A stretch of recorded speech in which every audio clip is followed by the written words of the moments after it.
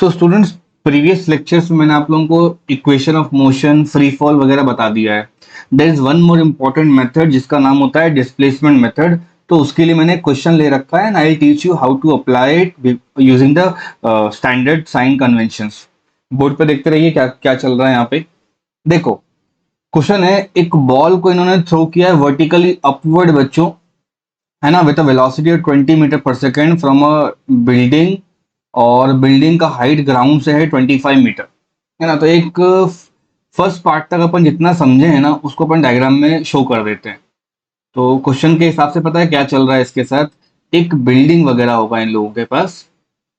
That building is risen up to, कितना है बच्चों, बिल्डिंग का हाइट बोलो, कैपिटल वाला एच बोलो, 25 metre, and the ball is projected vertically upward with an initial velocity of 20 meter पर सेकेंड। तो बच्चों क्या करेगा, ये एक हाइट तक अचीव करेगा इस तरह से, and it will certainly going to drop down, है ना। यही करना है ना बच्चों, इसको एक रियल बात करें तो अपवर्ड मोशन एक पॉइंट पर जाकर खत्म हो जाता है, and that is completely understandable कि सर ऊपर इसलिए नहीं जाएगा क्योंकि उसके पास वेलोसिटी क्या हो जाएगी, अब जीरो बन जाएगी।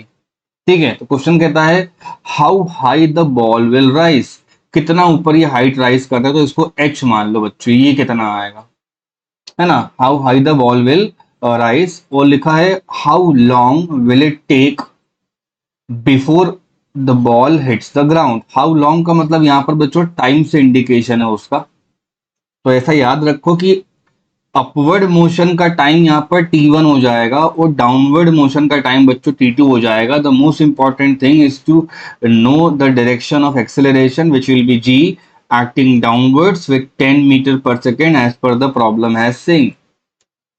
क्लियर हुआ। तो जो टोटल टाइम आएगा ना बच्चों वो हो जाएगा आपका अपवर्ड मोशन का टाइम प्लस डाउनवर्ड मोशन का टाइम। ये हो गया एक वन वे ऑफ डूइंग।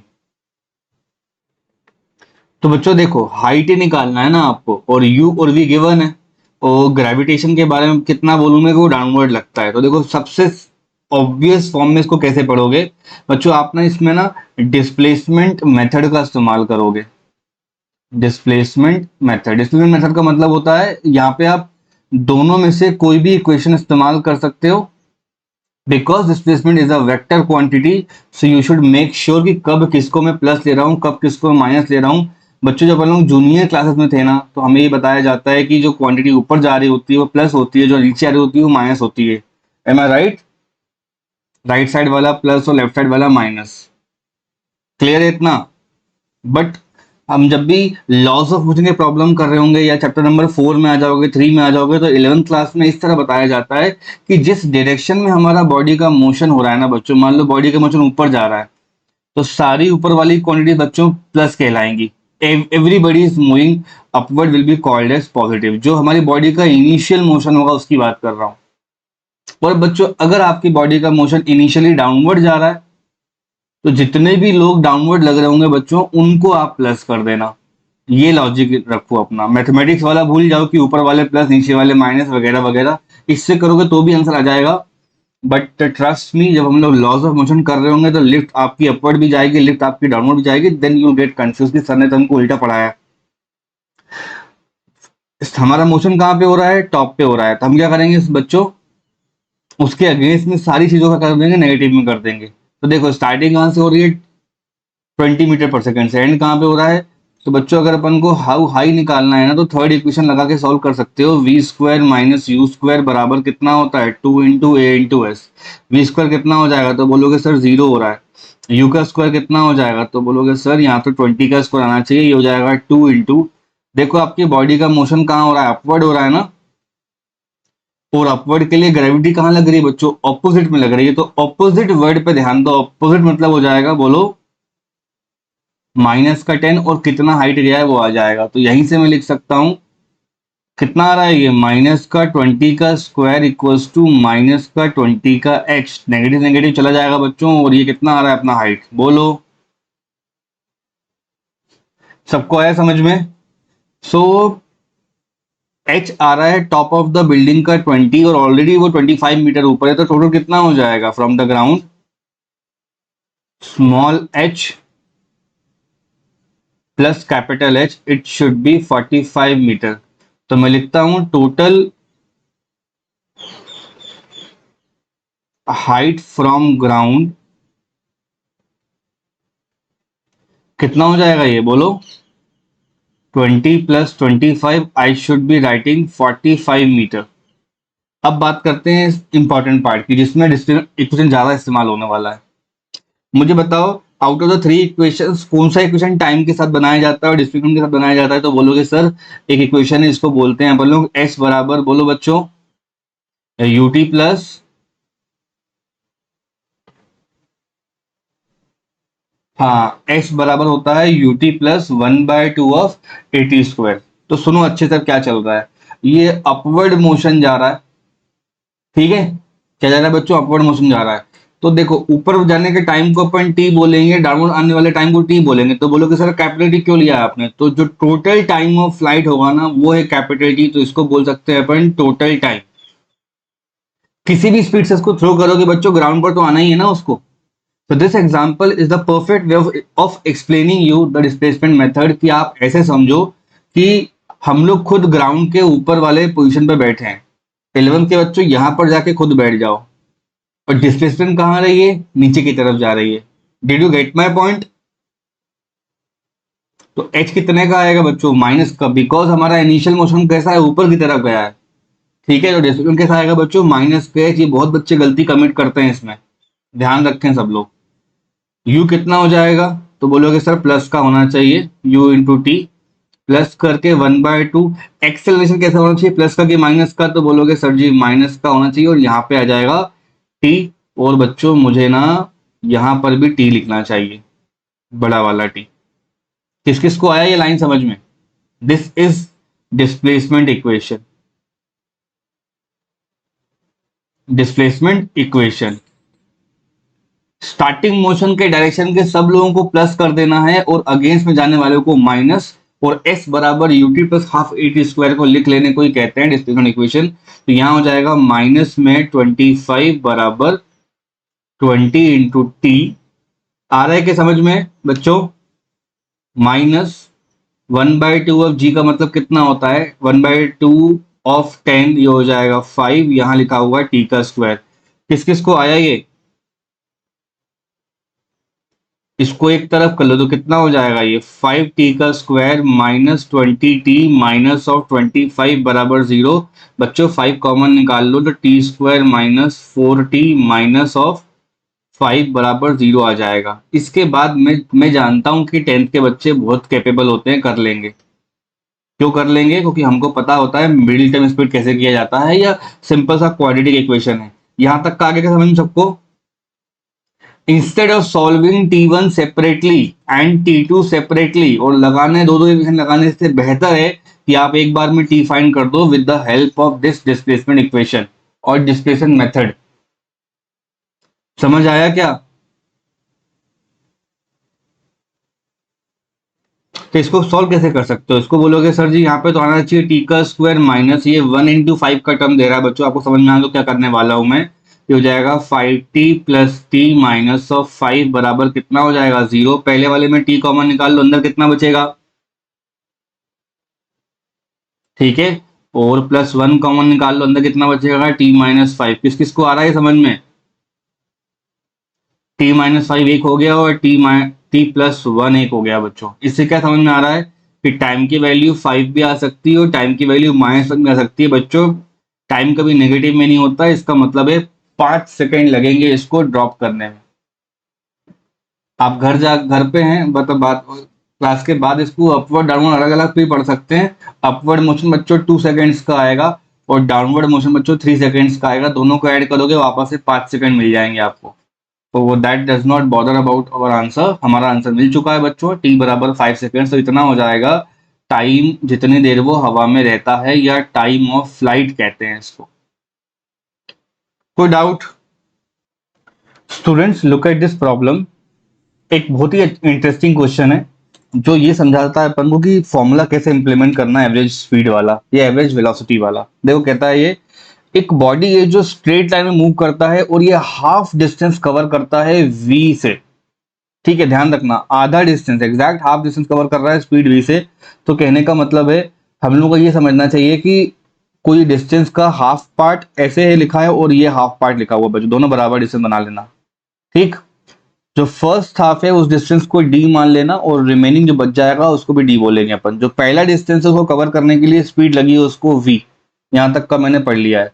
जो रिमेनिंग पार्ट है, ठीक है, remaining part of the distance which covered with v dash and v double dash. और जब सेंटेंस रीड करोगे तो थोड़ा डिफिकल्टी होगी क्योंकि यहाँ पे लिखा है जो पहला हाफ डिस्टेंस है ना बच्चों, शुरुआत वाला हाफ डिस्टेंस, उस हाफ डिस्टेंस को समझाने के लिए उन्होंने बोला है कि the first half distance is covered with speed v। तो यहां तक तो सेंटेंस एंड होता है ये, लेकिन ये कहता है सेकेंड हाफ को कंप्लीट करने में जितना भी टाइम लग रहा था, फिर से सुनो, सेकेंड हाफ कंप्लीट करने में मान लो 20 मिनट्स लग रहे थे, लेट्स अज्यूम, तो पहले 10 मिनट्स तक उनने अलग स्पीड पे चलाया और अगले 10 मिनट के लिए अलग स्पीड पे चलाया। So there is one question and two types of information is given. For the first half there is another theory and the second half is the another theory. Second half complete करने में जितना भी time लग रहा है बच्चों इसको, उसका आधा टाइम इसने यूज करा है, उसका आधा टाइम इस्तेमाल करा है इसने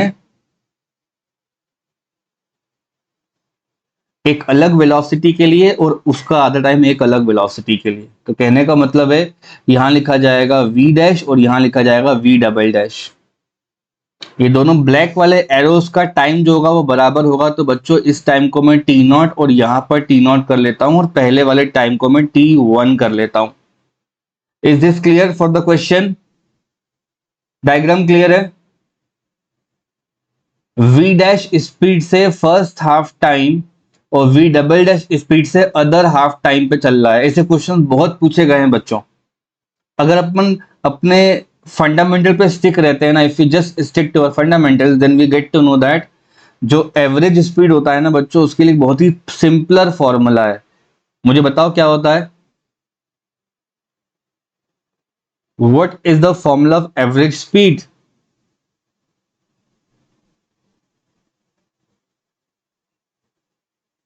ये होता है बच्चों total distance covered divide by, यहां मैं लिख सकता हूं total time taken. Total distance cover divide by क्या लिखा है बच्चों? Total time taken. तो बड़ा आसानी से लिख लो ना, यहाँ पे एवरेज स्पीड लिखा है। मुझे बताओ कितना होगा डिस्टेंस? तो बोलोगे सर डी और डी, तो यहां लिख लिया मैंने डी प्लस डी। टाइम बोलो कितना हो जाएगा? तो बोलोगे sir T1 plus T not, और टी नॉट कितना हो जाएगा ये? तो बोल देना सर 2T नॉट। यहां तक का क्लियर है क्लास 11th? तो आगे बढ़ते हैं अपन। न्यूमरेटर में आ जाएगा आप लोगों का 2D और T1 टाइम निकला तो बहुत ही आसान है, टाइम का फॉर्मूला होता है distance by velocity. Is this clear to everybody? हाँ ना बोलो। सारी की सारी दिक्कत आप लोगों को ये 2T नॉट लिखने में होगी बिकॉज ये नए तरीके से सोचना होता है इसमें। समझ लो कि ये डिस्टेंस डी है आपके पास, टोटल डिस्टेंस यहां से यहां तक का है ना। इस डिस्टेंस में कुछ दूर चला है वो v डैश से और कुछ दूर चला है वो v डबल डैश से। तो हम सब बच्चे जानते हैं 9th 10th वाले फॉर्मूले की स्पीड का फॉर्मूला होता है डिस्टेंस अपॉन टाइम। होता ही नहीं होता बच्चों? तो डिस्टेंस का फॉर्मूला कितना हो जाएगा? Speed into time. तो इस फॉर्मूले को माइक्रो फॉर्म में आप सेकेंड पार्ट के लगा लो। तो डिस्टेंस कितना कवर करा है इसने? यहां देखो राइट साइड में डिस्टेंस कवर हुआ है डी, हाफ पार्ट को डी बुलाया गया है। पहले पढ़िए इसको अच्छे से। डिस्टेंस को मैं कैसे लिख सकता हूं 11th के बच्चों बताओ? I can write distance in terms of velocity and time. तो लिख दोगे v डैश चल रहा है टी नॉट टाइम तक और v डबल डैश चल रहा है अगले टी नॉट टाइम तक। तो यहां पे अगर मैं d लिख लेता हूं और टी नॉट को बाहर बुला लेता हूं बच्चों, तो यहां हो जाएगा v dash plus v double dash. इसको लेफ्ट साइड पे ले आओ तो हो जाएगा v dash plus v double dash equals to t naught. दोनों तरफ बच्चे लोग 2 और 2 से मल्टीप्लाई कर दो। क्यों करा ऐसा मैंने? क्योंकि मुझे 2T नॉट का वैल्यू चाहिए ना, तो ये टर्म यहां आ जाएगा बच्चों। इसका फॉर्मूला हो जाएगा 2D डिवाइड बाय, बोलो v dash plus v double dash. अगर ये बात समझ गए हो तो आपका आंसर ही आ चुका है। If you get this line कैसे लिखी है सर ने? है ना, ये मैंने लिखा है सेकेंड हाफ ऑफ डिस्टेंस के लिए, सेकेंड हाफ ऑफ डिस्टेंस के लिए। तो आ जाएगा अपना आंसर सीधा सीधा v average in numerators I am having 2d, है ना। पहले तो ये काम कर लेते हैं अपन बच्चों कि ये जो d लिखे हैं ना यहाँ पे, उन d को बाहर निकाल के कैंसिल कर लेते हैं, d कैंसिल हो जाएंगे, न्यूमरेटर में भी d है, डिनोमिनेटर में 2 आ जाएगा। तो बच कितना रहा है बस अपने पास, न्यूमरेटर में 2 है और यहाँ पे 1/v का टर्म है, और यहाँ पे 1/v नहीं है, वो लिखा है 2/v dash plus v double dash. When you go and take the LCM ना, आपको ऐसा कुछ मिलेगा v dash plus v double dash plus 2 times of v, और नीचे आ जाएगा v into v dash plus v double dash. बच्चों आपको आंसर दिखने लग गया होगा, अब तो 2v लिखा होगा, v dash plus v double dash. सारे ऑप्शन बड़े कंफ्यूजिंग लगते हैं लेकिन अपन को आने चाहिए। 2v मैं पहले लिख लेता हूँ, v dash plus v double dash करता हूँ, आंसर बोलो कौन सा होगा।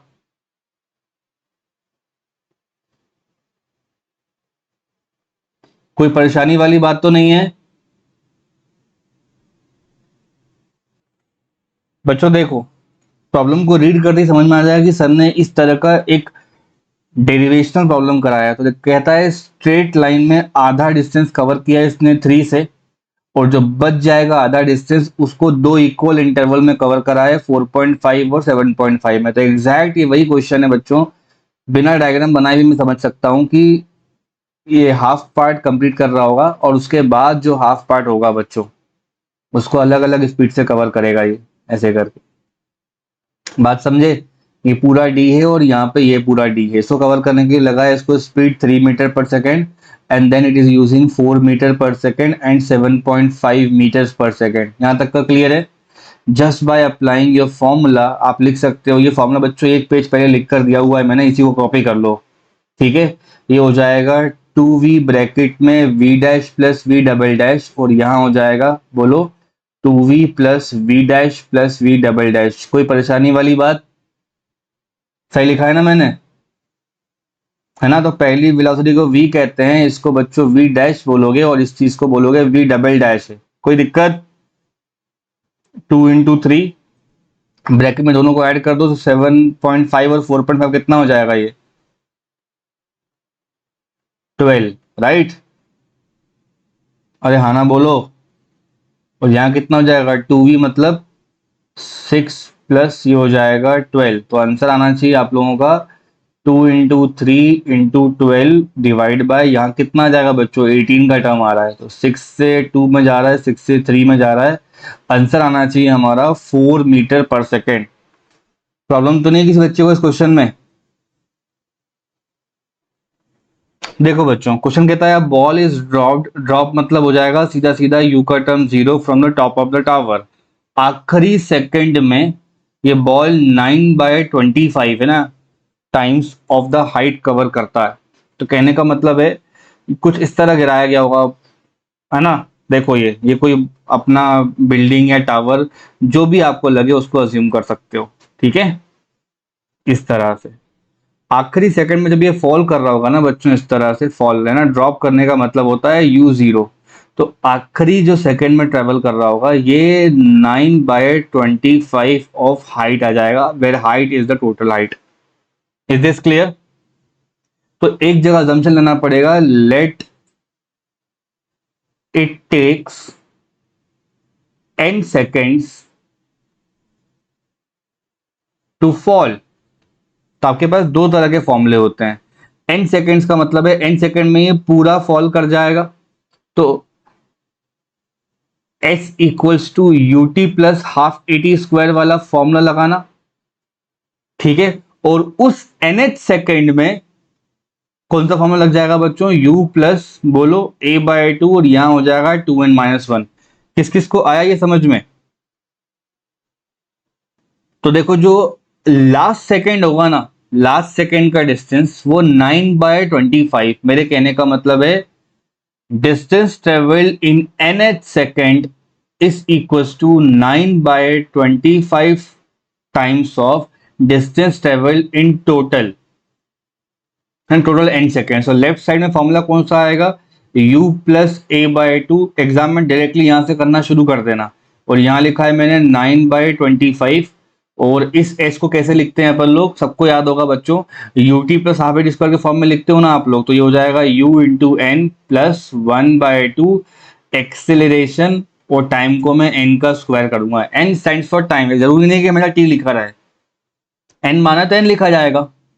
ये लेफ्ट हैंड साइड पे पर सेकेंड वाली बात चल रही है और राइट साइड पे इस तरह चल रहा है। सबको पता है यू का टर्म बच्चों 0 होता है, ठीक है। तो ये हो जाएगा 5, ब्रैकेट में लिखा है बच्चों 2n-1, और यहाँ लिखा है 9/25, और ब्रैकेट में लिखा है बोलो 1/2, है ना। ये g/2 का मतलब 5 हो जाता है, 1/2 इंटू कितना हो जाएगा ये 10 इंटू एन स्क्वायर। किस किस को आ रहा है समझ में ये, इसको सॉल्व कर लोगे तो ये 2 से ये 5 टाइम में चला जाएगा बच्चों। 5 से मैं लेफ्ट साइड में 5 है उसको अलग कर देता हूं, इसको थोड़ा ढंग से पढ़ लीजिए। तो ये हो जाएगा 9n स्क्वायर, और 25 लेफ्ट साइड में भेज दोगे तो कितना हो जाएगा ये हो जाएगा 25, ब्रैकेट के अंदर n 2n-1। यहां तक का तो आ गया बच्चों समझ में सबको।